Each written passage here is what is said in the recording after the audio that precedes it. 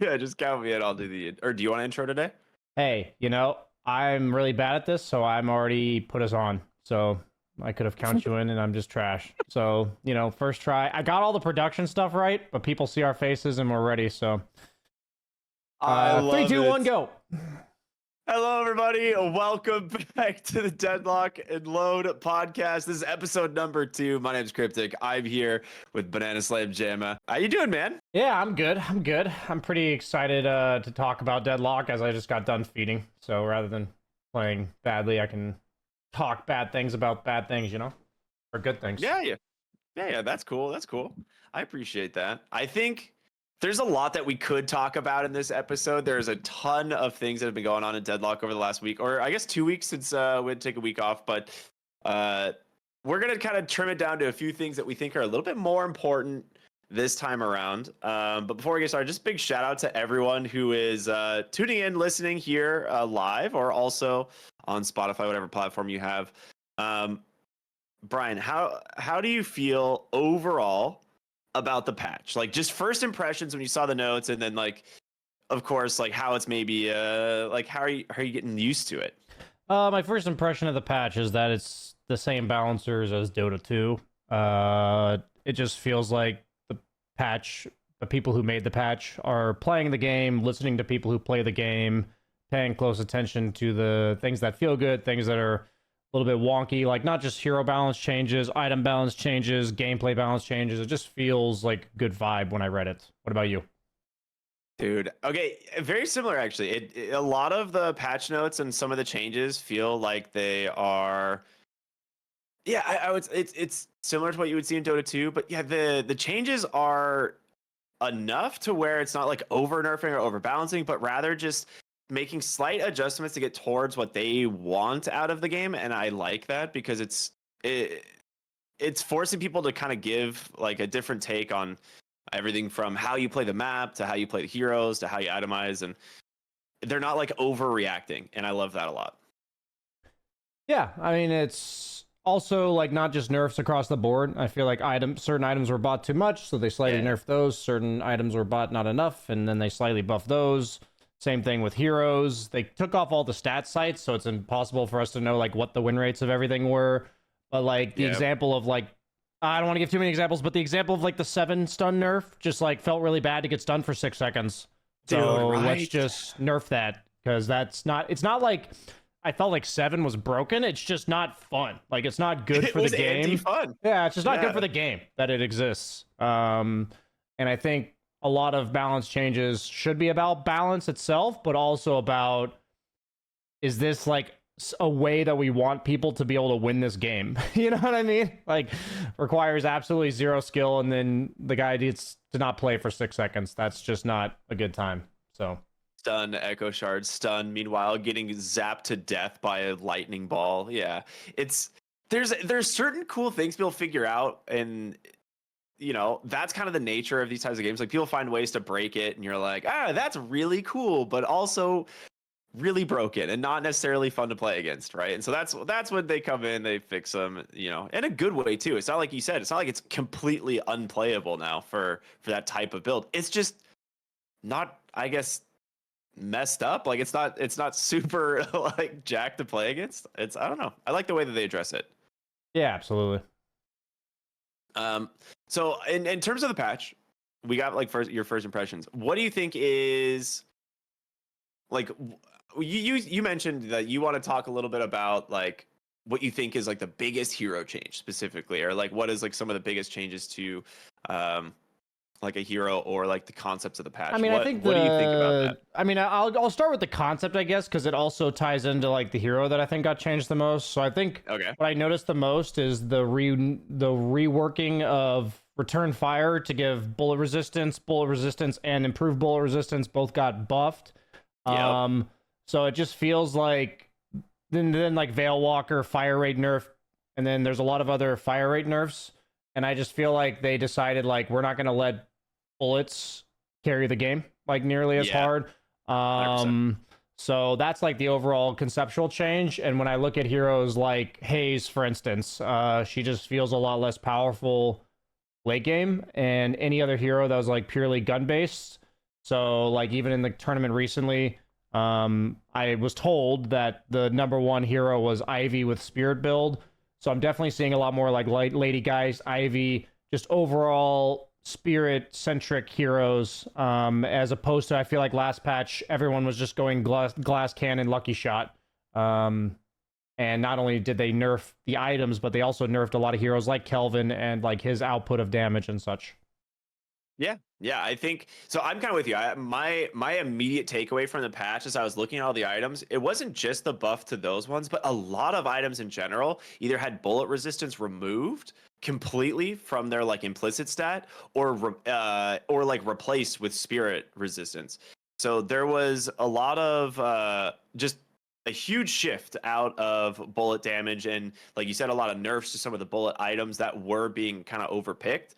And I think that's generally good for the game because for a while, for like that last like the last week or so, you'd go into a game and you're like, all right, 5 of the 6 heroes are just full built for bullet damage.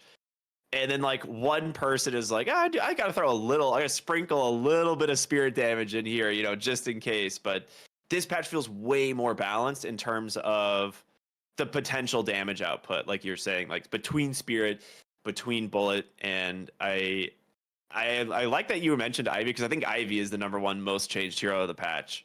Like at least in my eyes, because of the fact that the spirit build, it was I had a couple people experimenting with it last patch, but the tier 3 upgrade on Kudzu Bomb is wild now, and some of the spirit items that synergize with it are pretty sick. So I think Ivy is gonna be my like keep my eyes on this hero the most. But yeah, her spirit build is wild. The farming potential from it is absurd, and yeah, I think Ivy's got to take it for me this week. Okay. Yeah, I mean, for me, I was mostly looking at the heroes I play and how they all got nerfed. So like, because I was playing a lot of gun centric heroes, and Haze, like, I mean, at the end of the day, it was really fun to go in with Ricochet on and just like kill 4 people with Haze. But now with the evasion getting halved and then these bullet resist items being buffed, it just feels like you can't do that anymore. And so now I have to actually shoot people, Ricky, and it's becoming a problem that I have to aim rather than just push 4. So all the people that can relate out there, shout out to you. Yeah. Dude, that's the thing. Like now it's time to train those aim muscles, right? Like that's what that was my immediate reaction. Else. I read the patch notes. You can look at the date that I downloaded Aim Labs, and it was immediately tied to this. I'm like, well, you know, no. When life gives you lemons, you know, you just gotta say fuck it and bail. Yeah. Oh my god, that's beautiful. I love that. Thank you.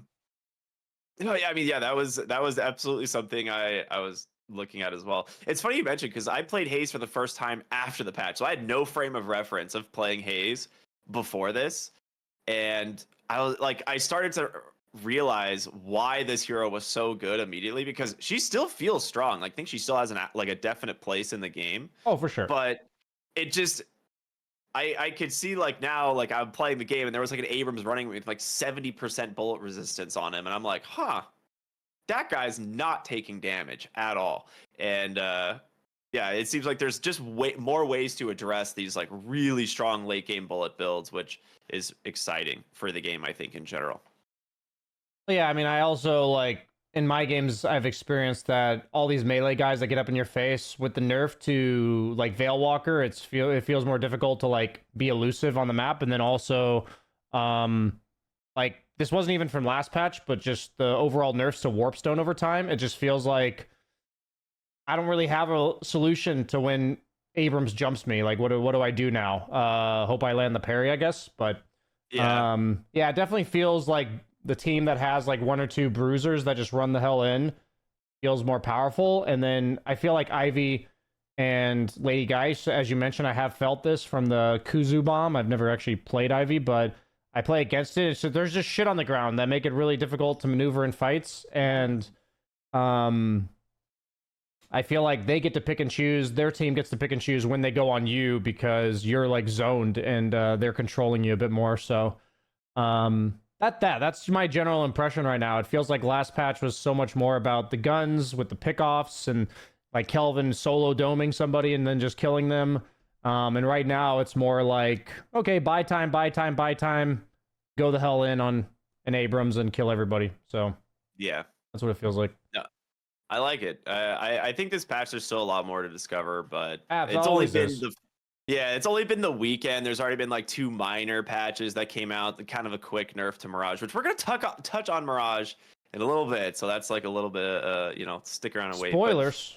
Yeah, I know, but I like the zipline change as well to some of the map updates. I think they're definitely making changes, and they're like, oh, okay, that's kind of annoying, and then they quick patch it, which is great, and then the big patches are a lot of fun. But you talked a little bit about the tournament. Did you get the chance to watch any of the games at all? I know the time zone for you is probably hell. No, I haven't watched any of the recent tournaments. I do watch a lot of high-level streamers, but in terms of, I'll be honest, I feel like I'm not even ready to like see understand and appreciate like high-level Deadlock, because it's like, if anybody's played Dota 2, it's like, I know Deadlock's not as conceptually difficult, I would say, but there's so much to follow just watching one guy's perspective, and there's a lot of like, there's so much mechanical difference if you just play the game for like 6 months or you've played shooters previously.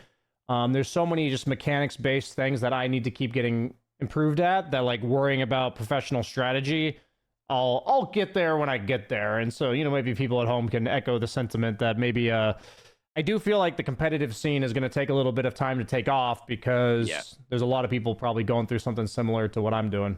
What about yourself? Did you watch it? I watched a little bit here and there. It was happening the same time I was casting like Dota qualifiers, so I didn't get a chance to watch a ton of them, but I had it open on like another monitor. I'd like peek over every once in a while. I got to watch fully a few games. Which were interesting. One was like the biggest stomp of the tournament, was like 8 minutes or something. Holy shit.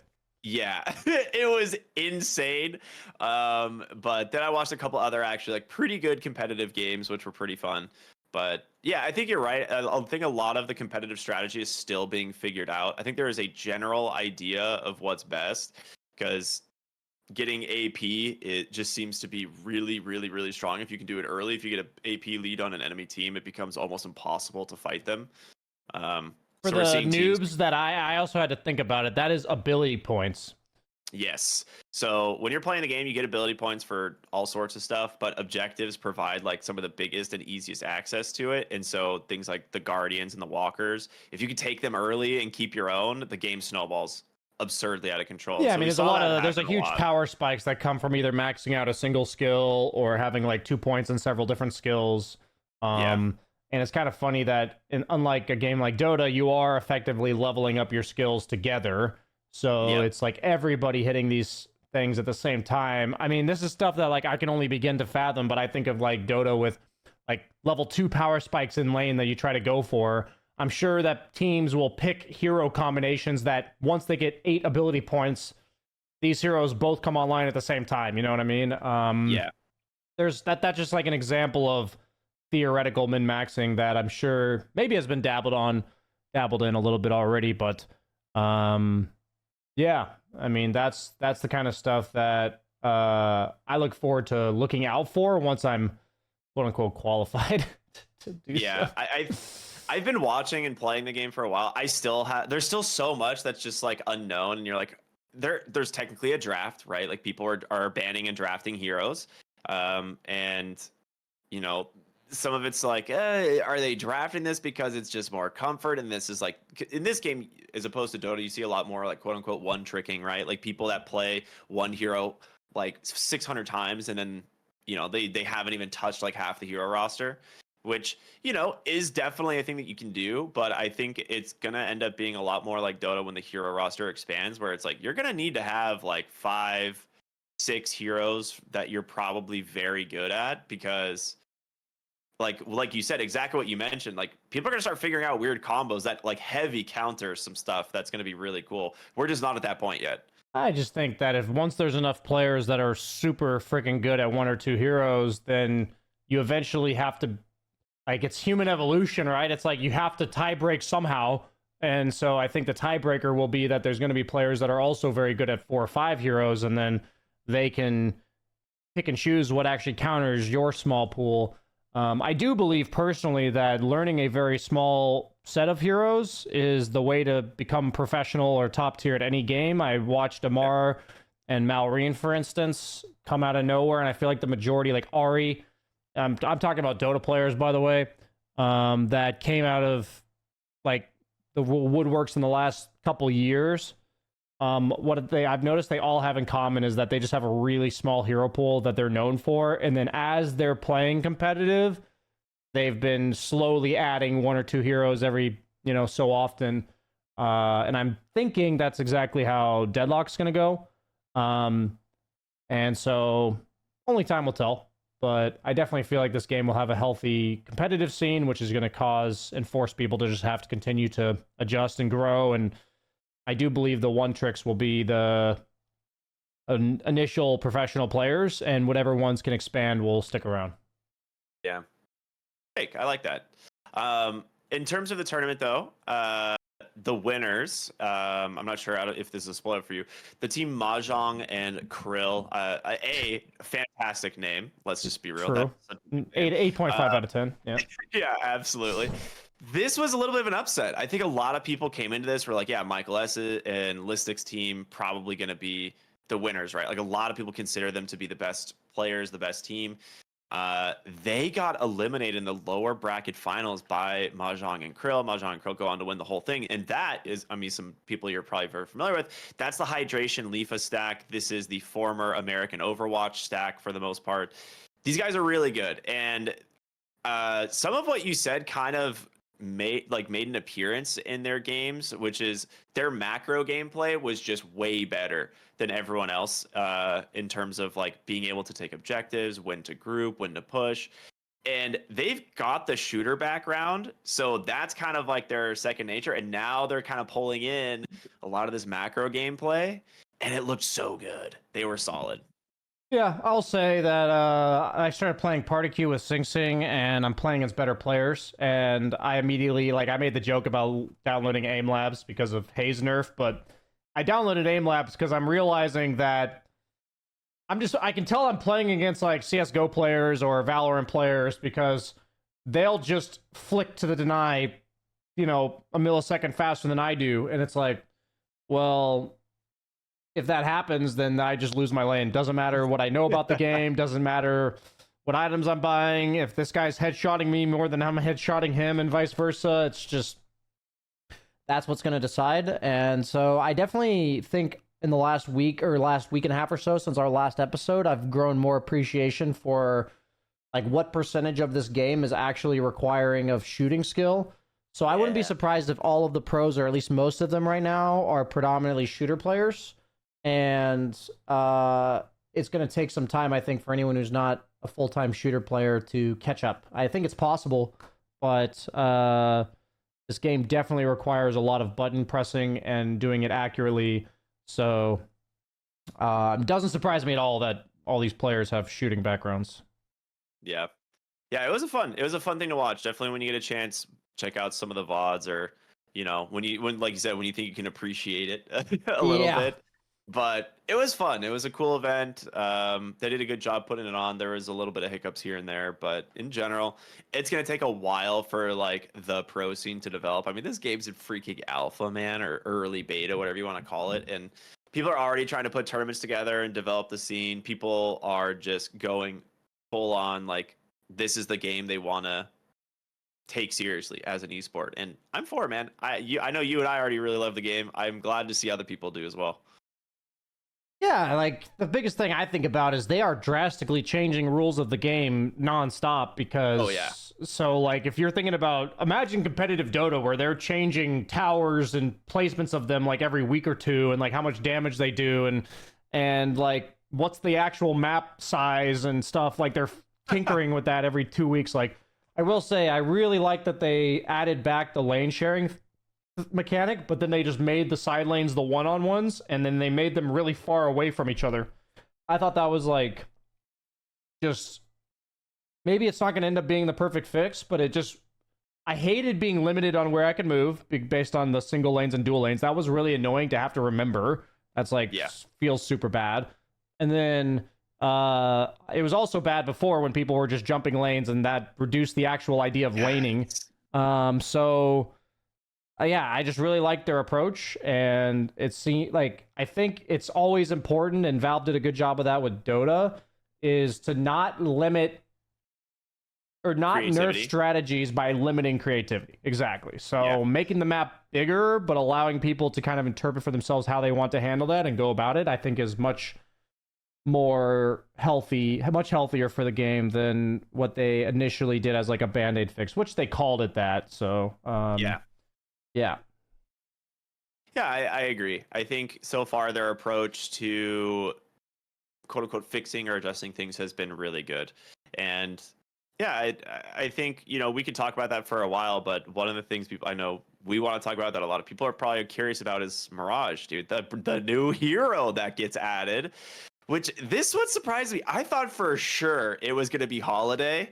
And then they're like, new hero, Mirage. And I was like, what? This guy they've changed him a lot since seeing him or last touching him in the like demo files. Like, he is very different from then, but I kind of like it. I mean, I don't kind of like. I do like this hero a lot. I think he adds a lot to the game. I think it's a very cool design. But I'm curious. So we're gonna do what we like to call broken or not. Is Mirage broken? How do you feel about this? I would say absolutely. I think his first skill is like a better version of Wraith ult, pretty much. Maybe it doesn't stop you from casting items, but man, it feels bad when you get lifted by that, and suddenly he's just on top of you, shooting you, and then his Shadow Demon Poison-esque stacks feel really scary, and then to give Vision. I think Vision in this game is incredibly underrated. He's a very Vision-based hero. He can teleport on allies or enemies that are on the map. I think having to account for global presence just changes all lanes. Like, in theory, if you have a hero that can just show up at any time, that makes every hero with a stun suddenly have kill threat if they coordinate it. And then obviously an ability that steals health, even if temporarily. Like, freaking Siphon Bullets is a 6,200 gold item for a reason. So and it's been nerfed. And it's been nerfed. So you're giving it to a hero in the early game. I made the mistake of like trying to trade with them after I got hit by it. But I like the fact that they basically have like Rubik Telekinesis. They have Shadow Demon Poison. They have like Phoenix Spirits. And they have like Io. Like, or like, it's almost like Nature's Prophet more so. It's like a combination of his teleport plus targeting on the map.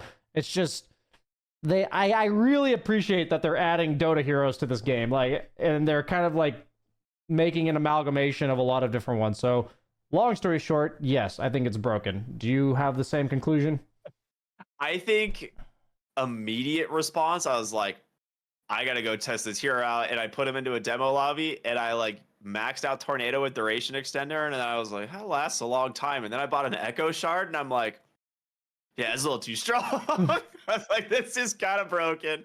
So I played like a game doing the Echo Shard build. I got it pretty quickly patched. What did they patch about it? They reduced the duration on Tornado from 1.5 to 1.2, and then the lift bonus from 0.5 to 0.4. So they took like 0.4 seconds off of the lift. Oh, I didn't even see. Was that in like the sub patch or something? Yeah, that came out the Friday morning or Friday evening, I think. It was like Friday evening. So yeah, they nerfed Tornado immediately. Okay. They also reduced the base evasion. But yeah, day one, I was like, dude, this lift is like, it's like 4.5, 5 seconds. With Echo like Shard, over 5 seconds with Duration Extender. And I was just, be able to just headshot someone for 5 seconds is kind of cool, you know, it turns out. So that was my ticket. I didn't need to fix my aiming. I just need a hero that holds them in place. Yeah, that's the key. You just gotta play. You just gotta duo queue with a Mo and Krill, and then become the person that just walks around and headshots the combo target. True. But yeah, I think now he's in a better spot. I think people are still struggling with his builds. There's a lot that I've seen people maxing the Shadow Poison, which in my opinion, is his by far worst ability. It's a good ability in the lane, but the Scarabs, the tornado and his ult, those things scale insanely well. They're just way too strong. I think at the moment, like you said, max HP steal is always going to be solid. It scales with with the level 3 really heavily. So, or the tier 3 upgrade. So I think Scarab's probably his needs a little bit of a tune, but yeah, hero a little bit broken still, but definitely less broken than it was when it was immediately released with the double tornado lift. And from what I've heard, it's less broken than Shiv on release. Yes. Oh my god, so, Shiv release was a nightmare. Yeah. So let's just say that I will say, would we rather have what they're doing now, where it was above average, it was broken, but not like insane, slightly tweaking it down to normal numbers. You want it to be above average so people play it because they're also new to the hero, so they're learning while other people are more attuned to what they're going to build and stuff. Or would you rather have the Pangolier that gets released with 38% win rate and then becomes broken for the next 6 years? What would you prefer? And it's well, I'll take the former, which is what they're doing with this game. So let's just start the hero a little bit above average intentionally, which even then that's hard to imagine that they can make sure the hero is balanced around gun damage, ammo, movement speed, ability duration, ability cooldown. To make the hero a 55% win rate hero off that alone, it's impressive to me, like you said. So I think he's really strong as a hybrid as well. That's especially this patch with the buff to spirit damage and kind of the nerf to bolt damage. He's a very good hybrid of both, right? Yeah, absolutely. I mean, I think this game allows for a lot more creativity as a whole, and I feel like a lot of heroes are I even saw a freaking magic damage Haze yesterday or 2 days ago, where she went Echo Shard dagger with a boundless spirit, and her dagger was hitting for 700, 800 damage. So it's at the end of the day, the game there's almost certainly always going to be one build that's better than the other. But I think when you see a patch that changes the overall balance of spirit damage versus bullet damage, you'll see a lot of heroes flip-flop, and it's because everything is so closely balanced. And I feel like there's a lot less pigeonholing of heroes in roles. I was playing Party Queue just now, and I got freaking rescue beamed by a Vindicta, and it's okay, that's cool. Yeah. Wait, did she launch you? Yeah, where they launch you. Yeah. You can't cancel early and just yeet you out of the fight. Yeah, that's okay, that's kind of interesting. Going a spirit damage plus utility support build. It's just people are gonna adjust. Every hero is gonna keep getting tweaked. I feel like we're gonna get nonstop new stuff in this game, and that can either be a bit overwhelming sometimes, but I like to think of it as exciting, especially if you're playing the game a lot. You'll always keep getting mixes up. I mean, it's gonna favor people who play the game more often. It might be impossible to keep up if you're playing only a couple hours a week. Yeah, I think especially now where we are in every 2 weeks, there's a major patch, right? Some conceptual changes to the game overall, maybe even map changes, like you said. But then there's also just a couple tweaks during the week. New heroes constantly, which change the game a lot. Once we get further out in the development phase and we're closer to the full release of the game, it'll be hard to keep up with, in the sense that Dota is hard to keep up with, but right now it's like a sprint. It's a sprint and a marathon, because it's not like it's gonna stop for a while. Yeah, absolutely. That's cool. I love it. All right, there's one thing I also really want to get your opinion on, which this was the icing on the cake that makes everyone know we're Ice Frog is back, baby. The VAC system detection update. Is this not the coolest thing Valve has done in a long time? I'm yet to see a frog. I did see. Yet to see one either. I've definitely seen the Reddit clips, which I think it was hilarious reading it. And I firmly believe the only way this game is gonna die is if cheaters become rampant. And so I was very excited to see. I'm gonna reserve my skepticism, my cynicism about this, because Valve has shown that in Dota they would do something. They've shown bits and pieces of efforts towards mass banning people, and they just came back in droves, you know, cut the snake off or serpent's head off and it just grows two more. That's what it felt like in Dota, and I basically want to believe that they will keep expanding upon this, and I hope they will, and I'll cross my fingers. And what they did already is a fantastic start, but I'll also hold my breath. You know, I don't want to get my hopes too high. But yes, the change is hilarious. It's a great way. It's super comical. I think it's very poetic to just see the cheater run around as a frog. Like, that is... I mean, it can't do anything. Dude, 2 or 3 days before that, in our party queue, we played against a guy that was phasing out of the frickin' map and, like, speed boosting from one side to the other. Like, up until that point, I had only seen people who are just headshotting me every time, which is obviously very annoying. But to have a guy that's like zip-zooping around the map and then shooting you where you literally can't see him, that's like, it just ruins the game for everybody. So if they take a serious approach to these cheaters, I think this game will have a vibrant future, and I'm very much on board with that.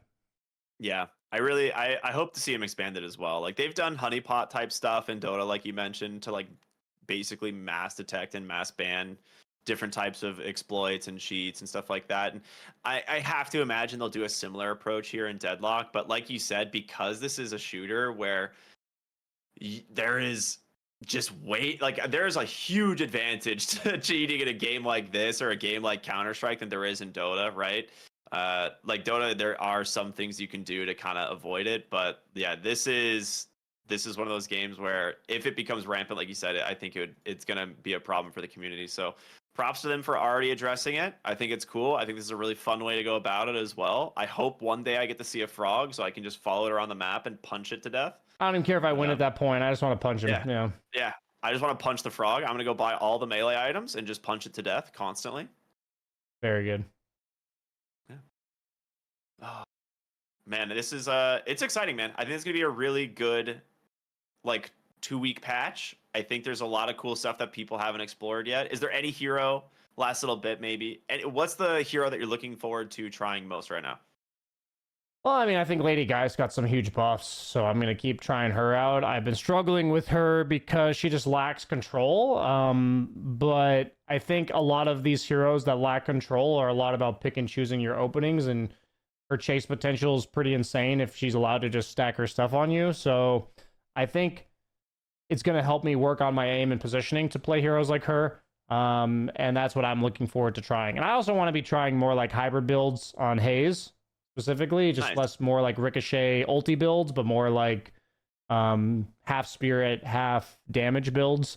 So that's what I'm looking forward to trying. What do you got coming up?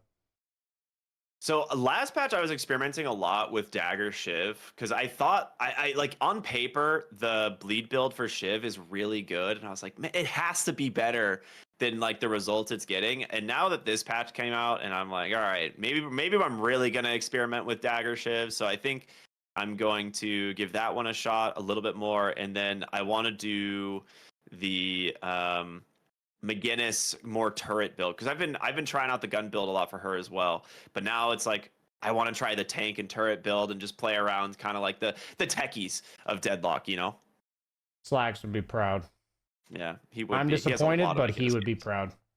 Yeah, this one's for him. I definitely hate McGinnis in my games. I'll be honest with you. If there was a segment on this podcast for the least enjoyable hero to play with and or against, I would put McGinnis in there. Like, every McGinnis I have, man, I'm telling you, they're 2 and 8. They kill all the enemy walkers, and I don't see them in a single team fight. So good. If people could embrace that playing the hero maybe pseudo normally, like, you know, maybe it's just impossible. You know, maybe like that's just not viable. Maybe it's not allowed. Like in the old techies, like you couldn't play him like a normal hero, right? You would just lose. So, you know, if that's the way McGinnis is, which maybe it is, I actually don't know. You know, then screw all the McGinnis players of the world.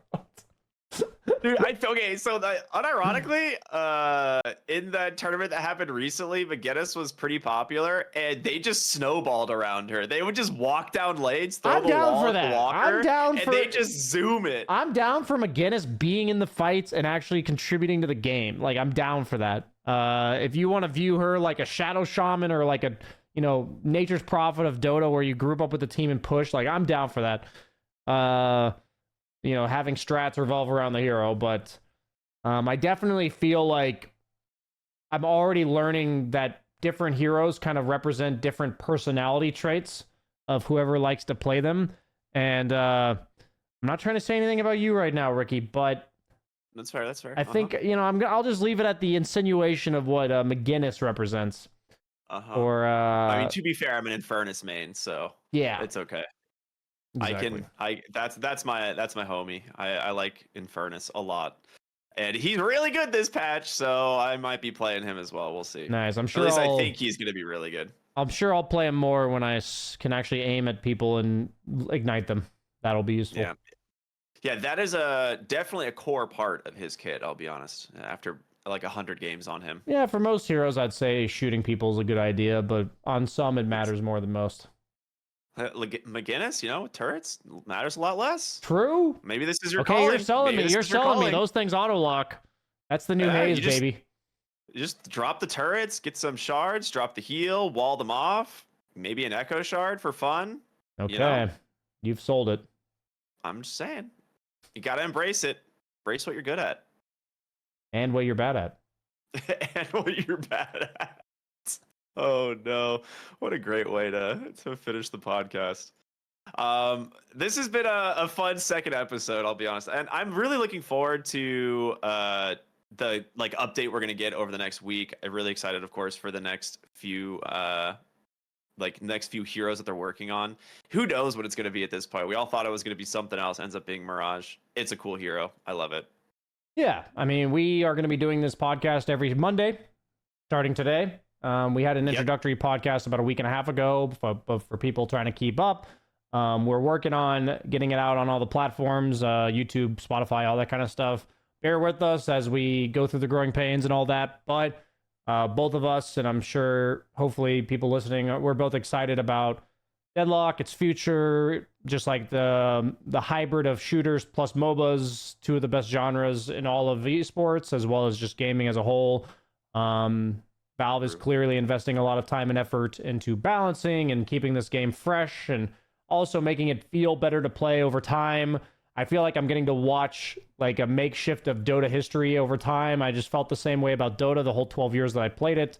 Of just, hey, it just feels slightly better to play now than it did before. And if you teleport back like a decade, you're like, holy shit, this was not the same game. And I feel like we're kind of witnessing that in real time. So a lot of exciting stuff. And yeah, man, I'm looking forward to doing the podcast with you. It's always fun to nerd out about games as a whole. Dude, absolutely. I agree 100%.